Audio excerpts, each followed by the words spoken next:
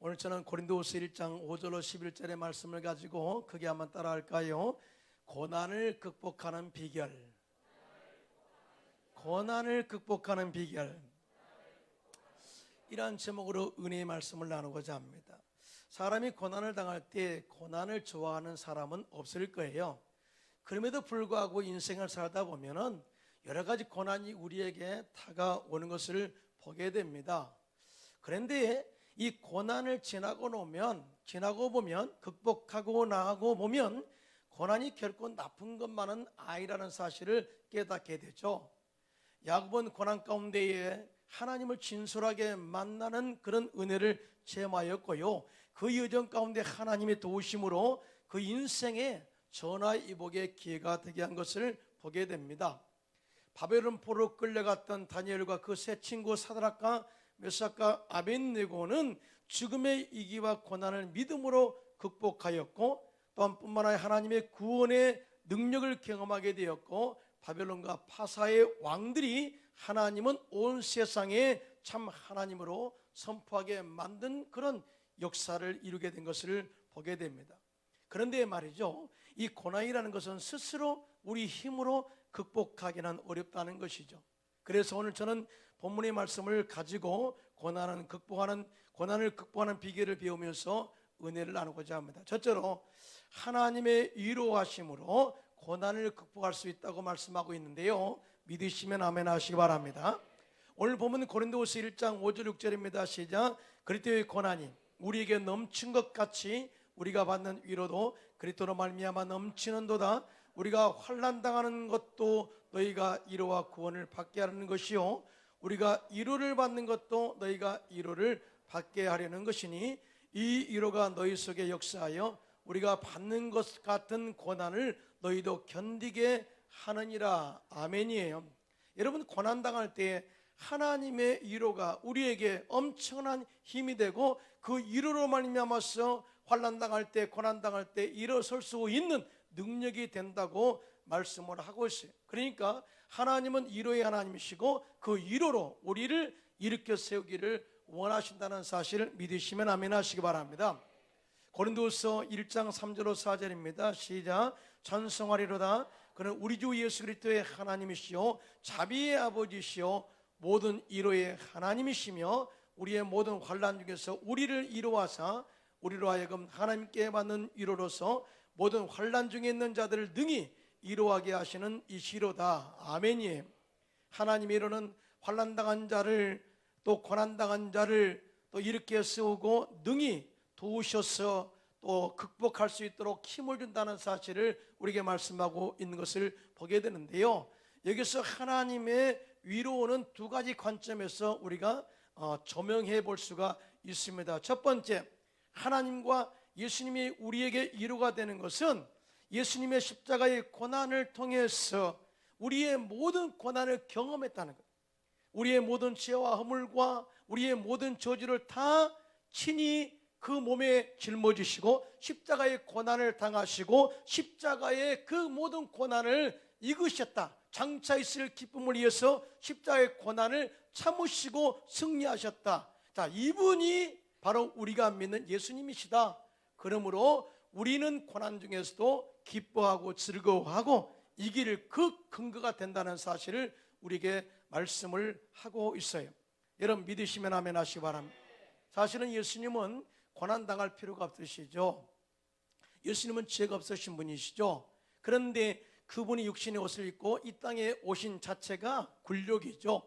누구 때문에요? 우리의 죄와 허물과 우리의 모든 질병을 치료하시기 위해서 그렇게 오셔서 그 모든 고난을 다 당하신 이후에 우리의 모든 인간들을 다 이해했다, 그 말이죠.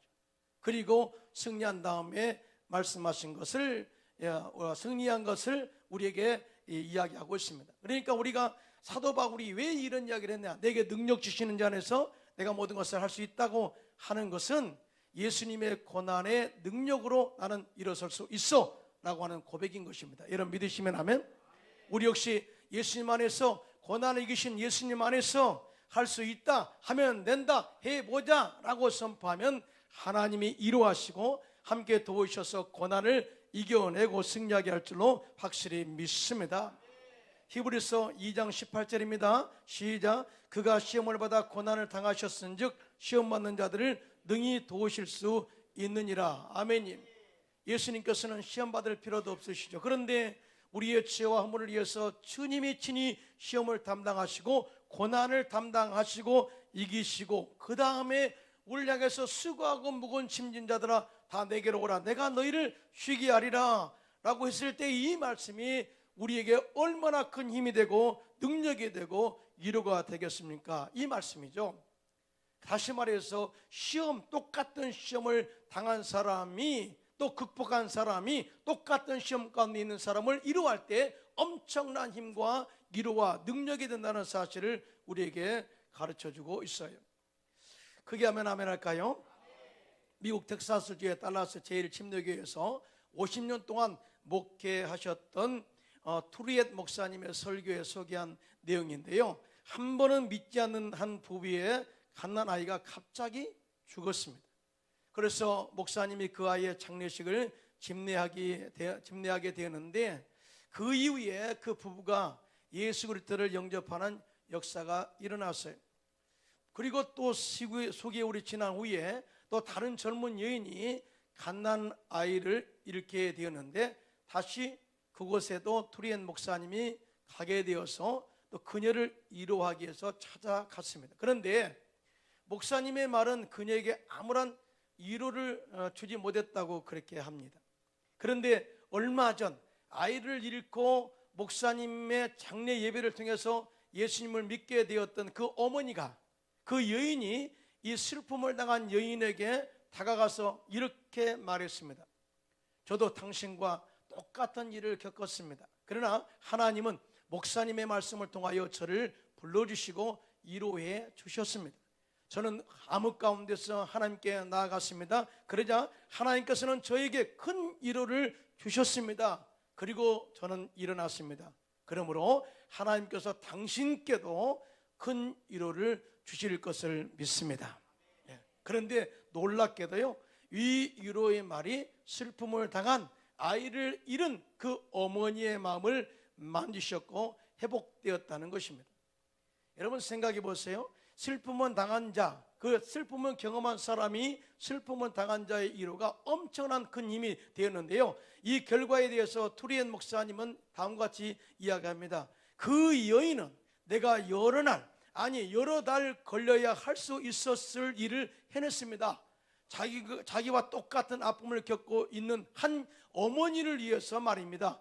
이는 그녀 자신이 그 고통의 길을 몸소 걸었기 때문에 가능한 일이었습니다 라고 말했습니다. 여러분, 우리가 가끔 가다가 고난을 겪게 돼요. 많은 환난을 당하게 됩니다. 그리고 믿음으로 이겨내죠. 이렇게 한 이유가 뭔지 아십니까?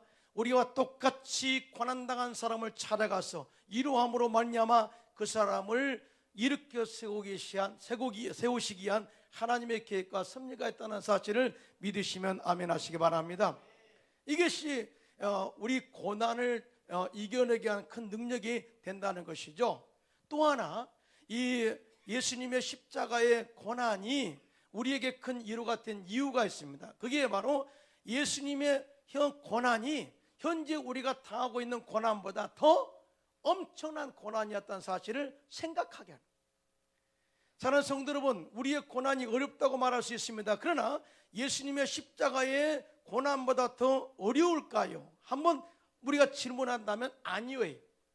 우리는 현재 고난이 어렵다고 이야기해요. 힘들다고, 물질이 없어서 힘들다고, 때에 따라서 많은 사람의 참소로 말미암아서 어렵다고. 그런데 예수님은 죄가 없으신 분인데 또 죄인으로 취급받았고요, 또 저주를 십자가주의 상징인 십자가를 졌는데 그 죽음도 단번에 죽음이 아니라 십자가에 못 박아 죽으면서 피를 흘리면서 정말 무려 3시간 동안 피를 흘리면서 죽었단 말이에요.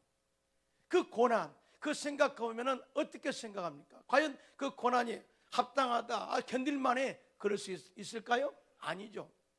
절대 그럴 수 없어요. 예수님의 고난과 비교해봐라. 절대 여러분이 현재 당한 고난은 아무것도 아니야 라고 하는 그런 메시지를 주고 있는 것을 보게 됩니다. 그래서 사도 바울은 오늘 본문에 그리스도의 고난이 우리에게 넘친 것 같이 우리가 받는 위로도 그리스도로 말미암아 넘치는도다, 그렇게 말하였고, 또 이 위로가 너희 속에 역사하여 우리가 받는 것 같은 고난을 너희도 견디게 하느니라고 이렇게 말씀을 하고 있습니다. 여러분 믿으시면 아멘. 크게 아멘 합시다. 이런 하나님의 위로를 깨닫고 받기를 원한다면 날마다 기도로 하나님과 교제하고요, 말씀과 성령 충만함으로 교통하는 삶을 살아야 돼요. 그리고 예수님께서 십자가에서 고난을 당하신 이유가 무엇인가를 재조명하고 그 십자가의 은혜로 큰 위로를 얻어서 우리가 현재 당한 고난을 극복해야 될 줄로 믿습니다. 오늘 많은 사람들이 너무나 바쁘게 살아요. 시간이 없다 그러면서 기도도 하지 못함, 이거는 주님과의 교제가 끊어지고 마는 것이죠. 하나님과 교제는 절대로 등한히해서는 안 될 일이죠. 시간이 없어도 하나님께 예배하는 것, 기도하는 것, 성령 충만한 것은 절대 미룰 수 없는 일이에요. 요즘 우리 지회종들하고 화요일마다 저녁에 제자 훈련을 합니다.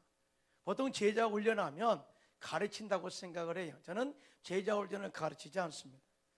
이제 우리가 이 제자 훈련을 하면서 2시간을 우리가 쉐어링하는데요, 2시간 동안 우리가 찬양하고 또 말씀 나누고 기도하는데 시간 간 줄 모르고 지나가요. 정말로 저는 그렇게 많이 말을 하지 않습니다. 거기에서 저는 안내자에 불과한 거죠. 그런데 그 2시간 동안에 지금까지 바쁘게 지냈던 모든 것을 다 내려놓고 2시간 동안에 예수님과 나의 관계를 회복하는 시간이에요. 예수님이 나를 구원하셨고 나의 삶 속에 들어오셨고 나의 삶 가운데 어떤 역사를 이루었고 현재 내가 이 가운데서 바꿔야 될 부분이 무엇인가, 이런 부분을 점검하면서 모두가 다 교사가 되고 선생이 되는 거예요. 저도 이 들으면서 은혜를 많이 받습니다. 모든 사람이 다 가르치는 거죠. 그러면서 주님과의 관계가 회복되어질 때 스스로 치유를 경험하게 되고 또 영적 능력을 경험하게 되고 현재의 어려움들을 이겨내는 그런 극복의 기회가 된다는 것을 알게 되었어요. 할렐루야. 사는 성도 여러분, 우리 주님의 위로는요, 기도를 통해서 이루어집니다. 주님과의 교제를 통해서 이루어집니다. 그러므로 여러분 아무리 시간이 없다 할지라도 하루에 10분 내지는 20분씩 하나님과 교제함으로 주님과의 교통을 이루어서 하나님의 위로를 받고 일어서시기를 예수님의 이름으로 축원합니다. 이사야서 4장 1절입니다. 시작. 너희 하나님이 이르시되 너희는 이루어라, 내 백성을 이루어라고 말씀하셨어요. 그래서 우리는 하나님의 위로로 일어서서 또 고난당한 사람들을 찾아가서 위로함으로 말미암아 함께 고난을 극복하고 승리하는 저와 여러분 되시기를 예수님의 이름으로 축원합니다. 둘째로 하나님을 향한 소망이 고난을 극복하게 한다 말씀하고 있는데, 여러분 믿으시면 아멘 하시기 바랍니다. 오늘 본문 고린도서 1장 7절로 9절입니다. 시작. 너희를 위한 우리의 소망의 견고함은 너희가 고난에 참여하는 자 된 것 같이 이로에도 그러할 줄을 알미라. 형제들아, 우리가 아시아에서 당한 환난을 너희가 모르기를 원하지 아니하노니 힘에 겹도록 심한 고통 고난을 당하여 살 소망까지 끊어지고 우리는 우리 자신이 사형 선고를 받은 줄 알았으니 이는 우리로 자기를 의지하지 말고 오직 죽은 자를 다시 살리시는 하나님만 의지하게 하려 하심이라. 아는 믿으시면 아멘 하시고. 여러분 사도 바울이 당한 고난, 여러분 우리가 생각하는 고난과 전혀 비교할 수 없는 고난이, 여기서 사도 바울이 아시아에서 당한 고난을 너희가 알기를 원한다, 잊지 않기를 원한다, 이렇게 말씀하고 있는데, 사실은 사도 바울이 수리아 안디옥 교회에서 선교사로 파송을 받고 첫 번째 선교 떠난 지역이 아시아입니다. 그곳에 가서 복음을 전할 때 많은 유대인들 방해가 있었고요, 또 많은 매를 맞았고요, 또 뿐만 아니라 죽어서 정문 밖에 던짐을 당했고요, 이런 모든 과정을 생각해 볼 때에 살 소망까지 끊어졌다. 그리고 이렇게 말합니다. 자신의 사형 선고를 받은 줄 알았다. 다시 말하면 하나님 이제 너는 사명 끝났어 라고 하는 하나님의 사형 선고처럼 느껴졌다는 거죠. 그런데 이런 고난 가운데서도 일어설 수 있었던 힘은 뭐냐? 우리를 죽은 자 가운데서 살리신 하나님을 바라봄으로, 의지함으로 소망을 얻게 되었고, 그것이 바울에게 큰 위로가 되었고 엄청난 능력이 되어서 고난을 극복하게 했다라고 말씀하고 있습니다. 여러분 믿으시면 아멘 하십니다. 다시 말해서 죽은 자를 살리신 하나님이 소망이 되었다, 그 말이죠. 사도 바울이 여기서 강력하게 주는 메시지가 있습니다. 현재의 고난이 문제가 아니라는 것입니다. 현재 나를 괴롭게 하고 있는 환경이 문제가 아니라 내가 믿고 있는 예수님의 십자가의 고난에 주는 능력을 올바로 알고 그 능력으로 인해서 소망을 가지고 다시 일어서라 하는 메시지를 주고 있는데요, 믿으시면 아멘 하시기 바랍니다.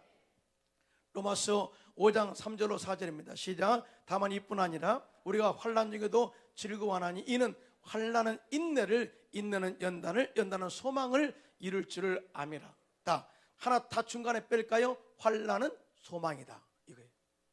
환난은 소망이다. 소망만 가지면 어떤 고난도 이길 수가 있다, 이 말이죠.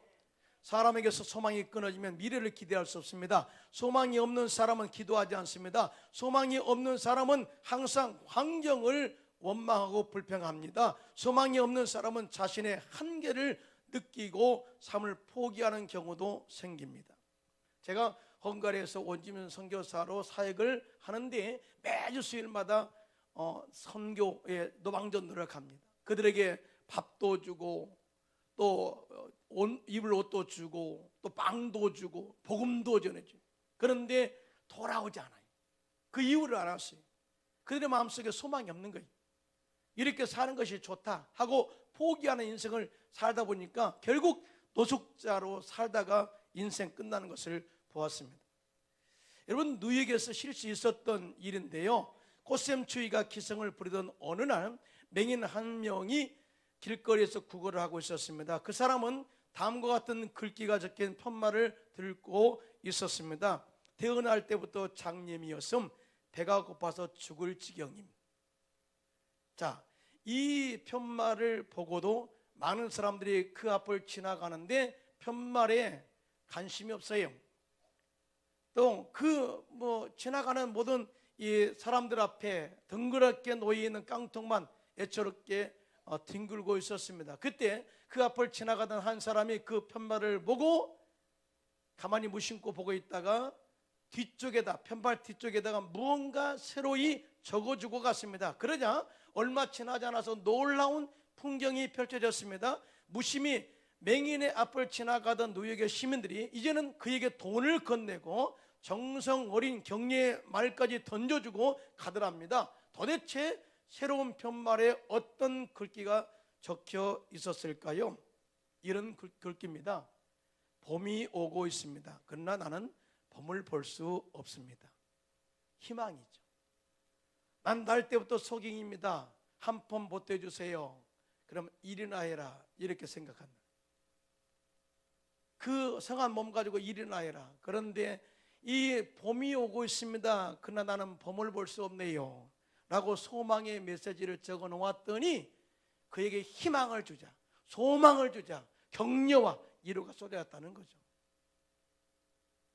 성경 여리고성에 사는 맹인 바디메오가 예수님의 소식을 듣습니다. 예수님은 죽은 자를 살리시고 병든 자를 고치시고 귀신 들린 자를 자유케 하는 그런 능력이 있으신 분이다. 나도 예수님 만나면 눈을 뜰 수 있다는 소망을 갖게 됩니다. 하루는 예수님께서 제 아들과 함께 허다 무리들과 함께 여리고에서 나가실 때에 맹인 거지 바디메오가 길가에 앉았다가 나사렛 예수시란 말을 듣고 소린질러 이르되 다윗의 자손 예수여 나를 불쌍히 여기소서.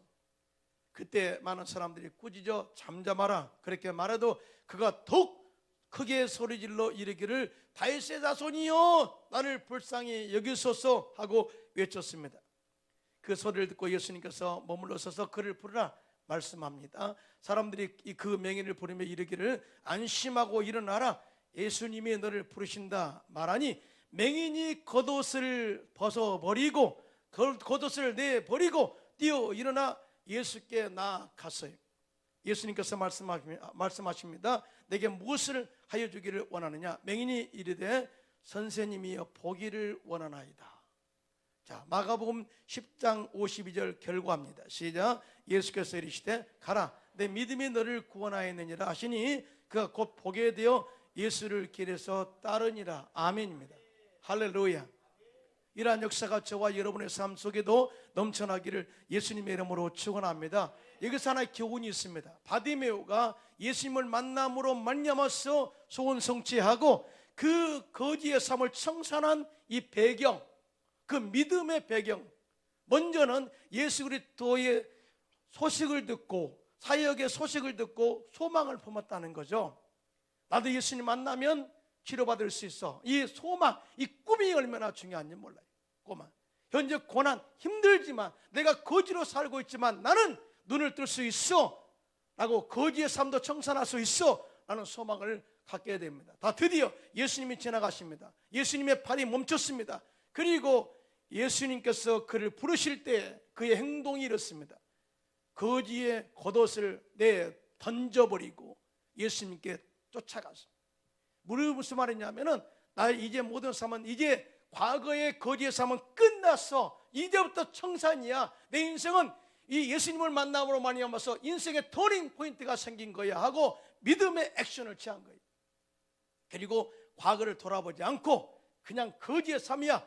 그 끝이야. 빠이빠이 하고 예수님께 나갔더니 예수님께서 그의 믿음을 보시고 소경을 눈을 고치시고 뜨게 하시고 새로운 인생을 살게 한 것입니다. 할렐루야. 여러분, 우리가 예수 안에서 이런 꿈과 믿음의 액션을 취할 때 고난을 이길 수가 있고 우리의 인생의 역전의 역사가 인생 역전의 역사가 일어난다는 사실을 믿으시는 분만 손들고 아멘 하시기 바랍니다.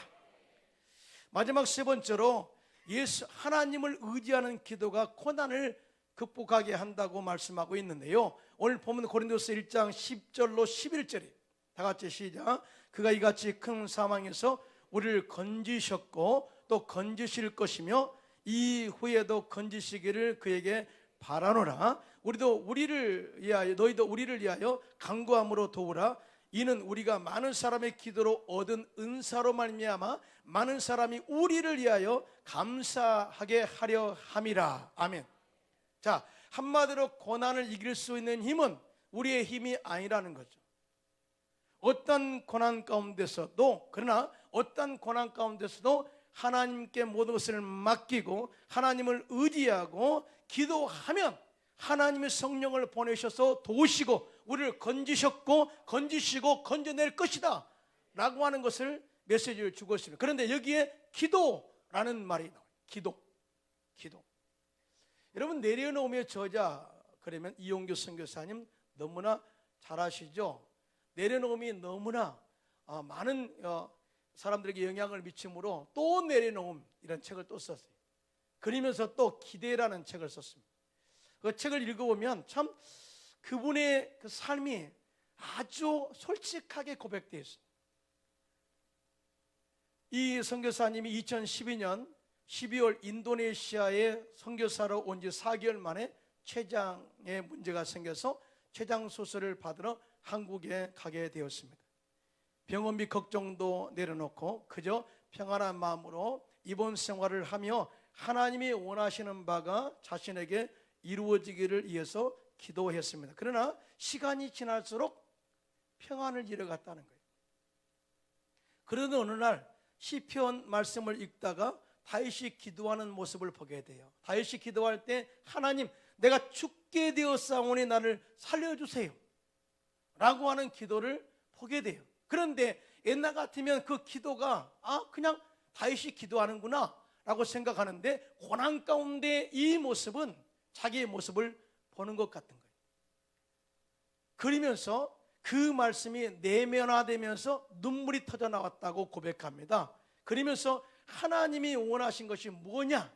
그것은 바로 하나님이 자신의 마음 깊은 곳에 원하신 것은 솔직하게 기도하는 것이다 라고 하는 것을 깨달았다는 거예요. 그러면서 솔직하게 기도하는 가운데 마음의 평안을 얻게 되었다, 이렇게 이야기를 하고 있거든요. 그러니까 고난 가운데의 극복의 힘은 기도였다. 하나님이 위로로 기도의 능력을, 기도로서 하나님 위로를 받고 일어섰다 그 말이죠. 여러분 믿으시면 아멘. 자, 그런데 한편 또 이야기가 나옵니다. 인도네시아에 남아서 내 아이들을 돌보고 있는 아내는 사역으로 부르심을 받은 자는 그 사명을 다할 때까지 죽지 않는다 라는 이 설교 말씀을 붙들고 기도하고 있는데, 그것이 아내가 할 수 있는 믿음의 표현이었다라고 이야기해요. 그러나 시간이 지나면서 기도 후에도 여전히 마음 깊은 곳에 혹 남편이 잘못되면 어떡하지 하는 불안한 마음이 들기 시작했다는 거예요. 여러분, 고난받으면 많이 생각이 오죠. 아니, 이렇게 장차 이렇게 어려움 당하면 어떻게 하지? 아니면 죽으면 어떻게 하니? 이런 생각이 오니까 두려움이 확 온다는 거죠. 그럴 때 아내는 그의 마음을 하나님 앞에 솔직하게 내려놓고 남편의 건강과 신변의 안전을 하나님께 맡기기로 결단했다고 합니다. 그러니까 기도가 결단하게 만든 거예요. 그리고 붙들고 있던 기도 목표도 내려놓고 결과를 하나님께 맡기고 기도했을 때 놀랍게도 아내는 내면의 불안을 이길 수가 있었다라고 간증합니다. 물론 수술도 잘 마쳤게 되었죠. 자, 그러면서 선교사님 이렇게 마무리를 하고 있습니다. 고난 가운데 하나님을 향한 소망을 유지하는 것이 얼마나 큰 축복인지 모른다. 우리가 소망을 가지고 하나님 뜻에 온전히 나를 맞출 때 하나님은 큰 일을 이루신다. 그리고 그것은 우리의 간절한 기도를 통해서 이루어진다라고 말했어요.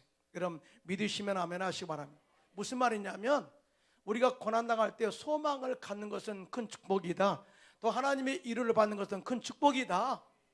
똑같은 말씀을 하고 있는 거예요. 그런데 이런 소망과 위로는 기도를 통해서 얻어지는 축복이라는 거죠. 아멘을 크게 하셔야 되는데 활동말동 지금 좀 긴장하셨나요? 아니에요. 기도에는 이런 이유가 없어요. 기도 없이 역사가 일어나지 않는다는 거죠. 사도 바울은 이 부분을 썼어요. 하나님은 우리를 건지시고 건지실 것이다. 건지실 것이다. 그러면 너희도 중보기도에서 우리가 하는 일에 하나님께서 역사하도록 중보기 되달라라고 하는 메시지로서 마무리를 짓고 있습니다. 사랑하는 성도 여러분, 살다 보면 고난이 많이 와요.